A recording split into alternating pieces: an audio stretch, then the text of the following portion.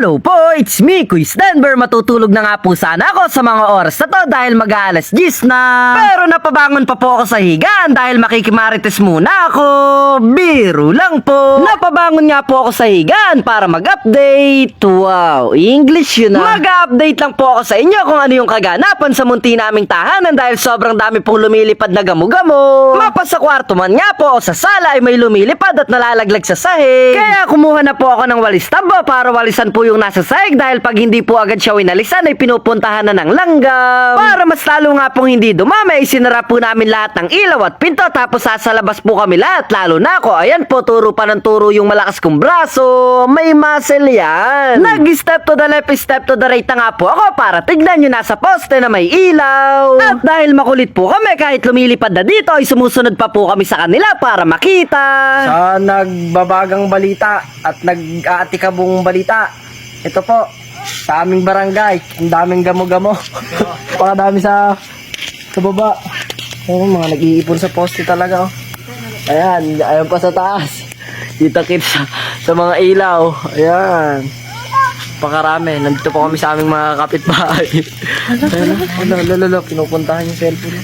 Dinidikitan din yung cellphone. Ganon. Ganon. Ayan, dami. Ito talaga gumagod.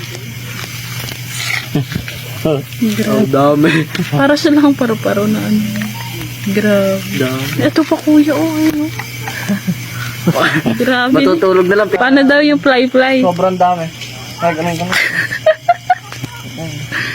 Wow. Nakita. Ang galing ano to. Dami. Para maaalis din yan. Maalis din yan pag natulog na ako. Tutulog na ako. Yan mo na eh. Bye-bye. Akala ko nga po naubos sa amin, nun po pala nagsuswimming lang sila dahil naipon na po sa tubig na water na nakalagay sa batya. Kaya daw po pala mas marami ngayon yun ang huli ng mga nananalugubang dito sa amin dahil nagsilabasan po yung mga gamo-gamo. At ayan nga po, sobrang dami talagang lumilipad oh. Ito. Kailan? Kakabal. Nagsisigalo talaga oh. Pero iba.